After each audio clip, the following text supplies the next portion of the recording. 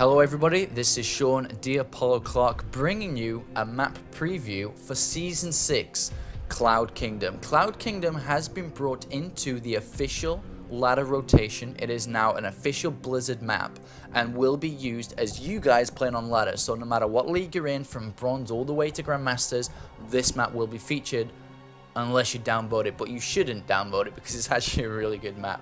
So what we're going to be doing today, we're going to be looking at the general style of the map, how it's played out, what builds are good here, where are key information points on the map, where are the Xel'Naga towers, where are destructible rocks, how should I be expanding, and so on. Just general map awareness.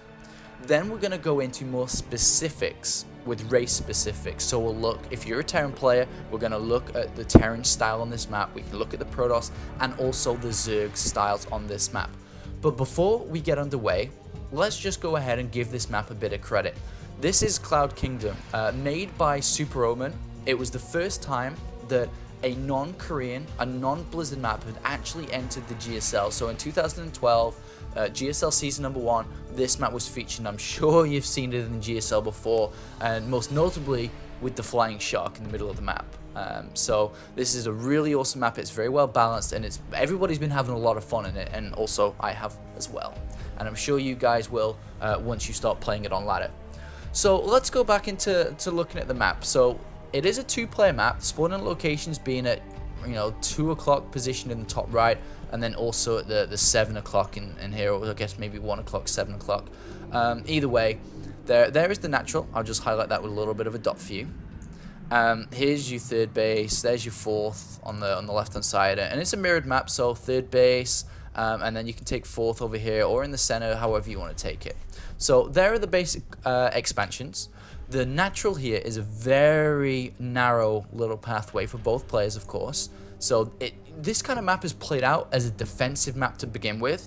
So you're going to be seeing a lot of one barracks expands, one gateway expands, hatchery first builds, because it is easier to defend due to this little narrow point way here. But as the map advances through and the game gets later to the mid game, your natural third base is going to be here. But this becomes a little bit more difficult, and now the map evolves in the mid game to a more aggressive map. There's pathways here. Let's just highlight all the pathways as well for you guys towards the third base. But not only towards the third base, look at all these run-bys in the middle of the map once you start to get more map presence. So there's a lot of run-bys. Whoa, drawing going crazy on this map right now. So as the game develops, you're going to see a lot more run-bys. But to slow this down from happening too early on, there are destructible rocks. 2,000 hit point destructible rocks over here. And I'll just highlight them. And also in the center of the map too. So this basically, in the early stages of the game, narrows this area here and these, so that aggression in heavy amounts doesn't come and is easier to defend. It doesn't come so hard and it is easier to defend because they're going to be coming for a narrow choke point, and nobody wants to come for a narrow choke point. And if they do come with aggression, maybe they're going to have to kill the rocks first, which will buy you time, or maybe they'll come through with small amounts and come around the back, which obviously takes a longer time also. There are 2 Xel'Naga towers on the center of the map, or in the center of the map, here and here, which are going to be very important in holding as the game advances to the mid and late stages. As let's just look at third and fourth potential bases. So let's say this is our third base here. Potential bases, depending on the style you play, can be here and here. Maybe Zerg wants to take far away bases as well. But as you can see, the control of the Xel'Naga towers, let's give the radius, it'll be something like that, I guess. Excuse my circles. It'll be something like that. So we can see that it's going to have a lot of vision, and you can spot people coming up these important ramp areas. Alright, so let's wipe the slate clean. Let's look at more specifics with this map. And before we actually go into the race specifics, I just want to point out that around these locations, the white pen is not the best in the background. This is actually tight.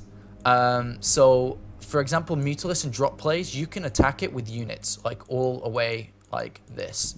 So Mutalisk and airplay is not as viable on this map. So I don't think you're going to be using a lot of Banshees, a lot of Mutalisks, and drops will be able to get picked down a lot easier because they won't be able to hide in the background. So even though the map actually looks like stuff can be hidden, all the way down here, that's not actually the way it's actually plays out. So it makes it a lot easier to defend. For example, you can just have a turret line here. Let me just clean the slate again, and you know, have a couple of turrets here, a couple of cannons, and likewise this side. So you can defend really easy, or even you can have it here, and then you can defend the whole of this side. If you have turrets here, you can defend the entire of your main. So you don't need to worry about building massive amounts of turrets against Mutalisks and so on and so on.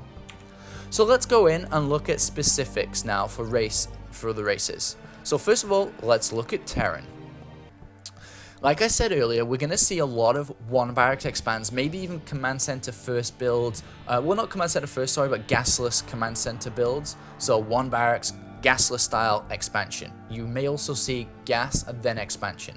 And the reason for that is, as pointed out, is because on the natural area, if we zoom in over here, this is a very narrow choke area. So if we go for a barracks, obviously going to be situated here, and then we build a couple of marines, and then immediately into an expansion. This area here is very narrow. It can just be one bunker, can actually cover everything. So let's draw my bunker, and as you can see, it can fire in a nice location to defend this one area. And even if you build a bunker here and some pressure does come, you can build supply depots in front, you can build excess bunkers around the back and so on. So it's a very nice defensive map. So I expect the early stages for Terran to be obviously playing very similar like that. But then let's go ahead and think about what happens next. So let's go back to the big map. So once you've established this natural area as Terran, your third base probably is going to be built in the main base. You can lift up and drop here.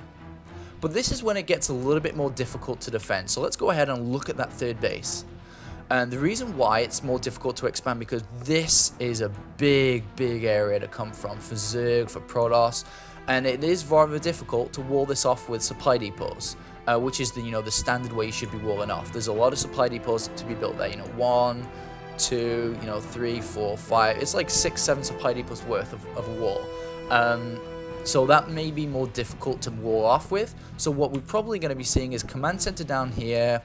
Probably a bunker like touching here, or maybe yeah, right there's actually good to kind of defend this area. You could go planetary fortress, but I wouldn't recommend it.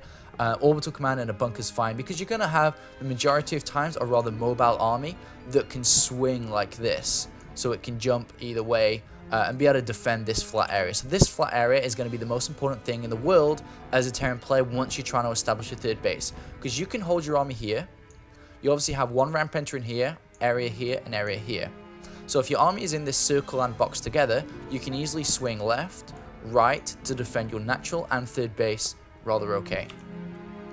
In terms of fourth base and controlling the center of the map, let's look at the center. So these are the Xel'Naga towers we pointed out before, and there are the rocks also.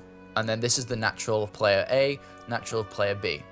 So as a Terran player, and we just go back to the big map over here, you want to be really taking, depending on your style, I mean, if you want to be playing rather aggro, you can be taking this expansion here, maybe with a planetary fortress, and then once you've established, let's just draw these up now, establish these bases, we've really connected everything, and that line through the circles is connecting everything. Once you're here, you can have a few units back, maybe a siege tank, a bunker, and a wall off here, and maybe started to build a wall off over there eventually, but you're going to be pretty tight in these locations. And from here on out, you're going to start to take control of this center area. So let's go ahead and look at the center area once again, knowing now that we've controlled the expansion just down here.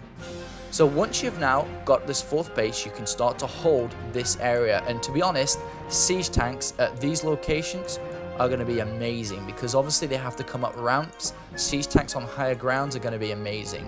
So you can take the Xel'Naga towers, maybe try to control this one as well to give you tanks that extra range. And then from here on out, you just play a very drop heavy style. So if we just zoom out again, we're going to be able to control this center of the map, and then you can very easily hold it with siege tanks and start dropping around the backs. You can drop to these expansions, you can drop to the natural, you can even go all the way around and drop to the third, and while holding the center of the map. And then you can just kind of expand in the background, such as over here and here, with a planetary fortress to make sure it's defensive enough. So that should be a specific, or kind of a general play style for Terran. So let's just have a look at dangers. So like we talked about, there's a lot of run bys. For example, if you go for a 2-base push, you're going for a usual, you go 1 barracks expansion, you take this area, and you push all the way through. A Zerg player can easily set up lings here and here and just go and run in. And then you get caught, so you have to wall with supply depots, and it will naturally become a more defensive map for Terran because of all the run bys. There's so many ways, so many ramps that Zerg can come to you.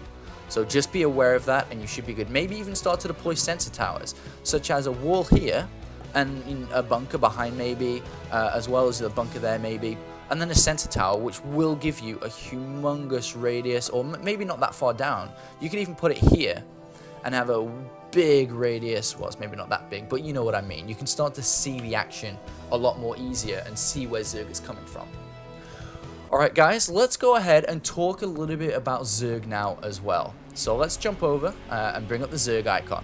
So, once again, this is against Terran most definitely a 15 hatch map. Against Protoss, you kind of still have to worry a little bit about cannon rushes or something. So, you probably want to be going for, let's bring up the natural, spawning pool, hatchery, and then gas, because once again it is a rather defensive position for you as well. You can have spine crawlers here that can be, oops, I forgot to change the overlay for Zerg here, so sorry.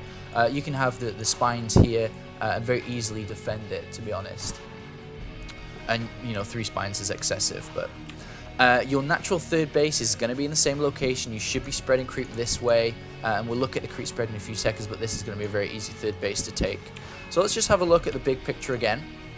So main, natural, third. Creep spread should be like this, every single direction. You need to be spreading creep and just getting it everywhere as much as possible. Obviously, it's not that difficult. I mean, if we look at the center of the map, there's not really too much you need to worry about in terms of, oh man, I got to go up and down hills. To be honest, it's downhill. For example, here, going down is a lot easier to creep spread, and then when you're up, as long as you have like a ling on the Zalmaga towers, which you should be having, it's rather easy to creep spread up. So this is definitely something of a focus point for you guys. So let's go into this now. And we talked a little bit about it, of course, if you watched it, about run bys. This is most definitely a run by map, especially, well, you won't really be able to do damage to a Terran or Protoss player that is sitting happily on, for example, just the natural. But when they take this third base, this is where you are going to go crazy.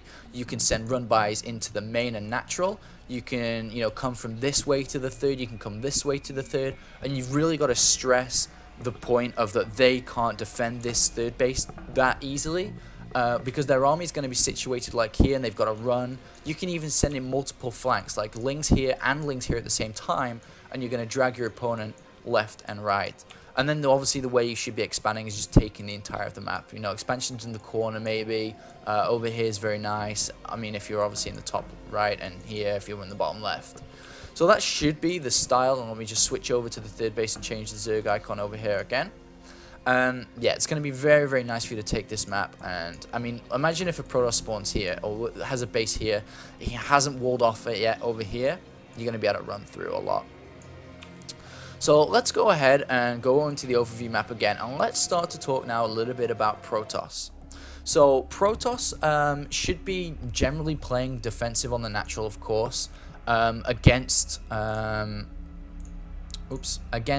You want to be going for a forge fast expand pretty much every time. It's very easy 3 building wall off, so you can have gateway, should I say forge, gateway cybercore, and then a second gateway if needed in the middle. You can, I guess, build a pylon and then forge, or forge pylon in the wall, and then have a zealot and a pylon wall off like this, and have the zealot there to prevent the run by. That's another wall off you can do as well, something like that. But the pretty much standard wall in is going to be just 3 buildings for you. So very similar to Shirkuris Plateau. Once you've established the natural, timing attacks again are going to be really difficult to pull off, because Zerg, if we look at the overall map, are going to have control of the Zalnoga towers early. They're going to see if you try to run around a probe. I mean, you could try to run a probe this way, but a good Zerg player is going to have a ling waiting, so it's going to be really hard to do it. So you should naturally just be playing a little bit more defensive and trying to establish this third base up. As we do try to take this third base with a, let's go ahead and look at it and just change the overlay on that third base as well. if we do look at it over here, you plant your Nexus here, and you're going to have to obviously Nexus pylon and then cannon maybe as you first get it up. But then you need to build a pylon here, and you have to, or maybe 2 pylons, build gateway, gateway, gateway, and wall off with a couple of cannons behind. Because you cannot let Zerg, as mentioned, run through this area. So let's go back and look at everything else. Once you've established base 1, base 2, and base 3, and you've walled off here, you have a little bit of a wall off here as well. Once you've killed the forge and moved out, you're starting to look really tight. And to be honest, you could even extend the wall like this, and then really keep this third base tight. Your overall gameplay here, as soon as you take all 6 gases on 3 bases, is start to move out now. Start to take the Xel'Naga Tower. Start to hold this middle of the map, because this is going to be important to hold. Very similar to a Terran player, is you're going to have a lot of ramps. So if we just go ahead and look at the center of the map again. Oops. You're going to have a lot of ramps here that Colossus are going to be really good on. So once you've established your third base, you've walled off, down here. There's no really entrance to your third base. The only real entrance is going to be here. So if we're moving down here and you're controlling the Xel'Naga Tower, you can easily start to crawl up and hold, for example, this location. Once this has been established, you want to be building down towards this Xel'Naga Tower and then holding this. And then once you've held everything in the center, that opens you up to a very easy 4th base here or here, as long as you wall in again here, and you will obviously just be tight with a couple of cannons here, as you can very easily come from this direction. And then you can start to pressure and start to move around the map and start to kill the expansions of a Zerg player, for example. Against Terran though, I mean, you just want to be going for a 1-gate expansion. It's very easy to do, gateway expansion. If you're playing in the lower leagues, very similar to the Protoss tutorial, maybe 3 gateway expansion is fine, but some form of 1 to 3 gateway expansion is very good here, and it's going to be very easy to wall off this location too. It's just going to be like 3 force fields and you're all happy. In terms of PvP as well, you just want to be playing, kind of safe. Robo Blink's fine here as well. Not too many fast expansions, of course, because PvP can be still very gentle. So once again, we just look at the overview map. So let's look at Terran, or think about Terran again. So gateway expansion to here, and then you just want to be playing, depending on how you like to play, Colossus or Forge Twilight. It doesn't really matter. You establish your third over here, and as long we talked about how drops are less viable. A couple of cannons here and a Stalker or even a High Templar ready to feedback. Likewise over here, you're going to be able to defend entrances from Medivacs in these directions very easily. And then you just need to think about Terran running in from these locations. But once you've established good positions, good force fields are going to be awesome on these ramps. And even here, they're going to be really good. And you just need to start to build up that death ball. And then once again, very similar plan. Once all 3 bases have been established, you can look towards taking 4ths and building up that big, chunky size army and start to stretch out across the map. Alright guys, so I hope you enjoyed my tutorial. Well, not really tutorial, but my map preview for Season 6. This is Cloud Kingdom. I hope I've given you a bit of information to go into and just study a little bit before you play. Maybe even play against AI, look at the map in-game as well. But hopefully you guys are going to be ready for Season 6 to kick ass on Cloud Kingdom. This has been Diapolo's map preview of Cloud Kingdom. I hope you've enjoyed it.